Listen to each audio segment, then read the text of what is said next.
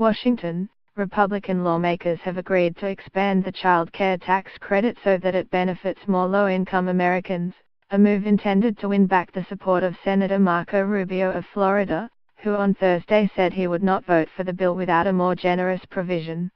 The move comes as lawmakers prepared on Friday to unveil the long-awaited text for a merged House and Senate tax bill ahead of a planned vote early next week. A late change intended to shore up Mr. Rubio's support would allow 70% of the $2,000 per child tax credit to be refundable, up from 55% in the original draft of the bill, according to lawmakers and those briefed on the change. The change would allow families with no tax liability to claim up to $1,400 in tax refunds per child, up from $1,100 in the version that passed the Senate earlier this month. The change appears to be a victory for Mr.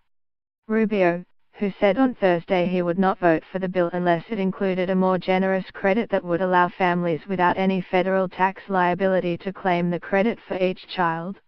Mr. Rubio wanted to raise the amount that is refundable above 55% by what he calls a meaningful amount. Whether the 70% now contained in the bill will be enough to gain his support remains to be seen.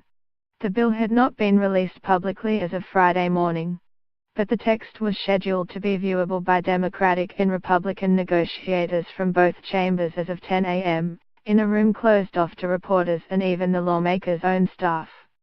On Friday, President Trump told reporters he had seen the bill, and he liked it. "I have seen it," Mr. Trump said in brief remarks at the White House.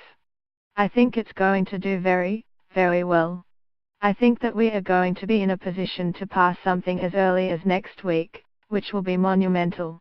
Even if he were to oppose the final bill, Mr. Rubio would not by himself stop the legislation from making its way to Mr. Trump's desk. As Republicans hope to do next week, the bill passed the Senate with one Republican vote to spare, and if Mr. Rubio were to defect, Vice President Mike Pence could still break a tie in the bill's favor. If other Republicans were to also break ranks, the bill would lack the votes needed for passage.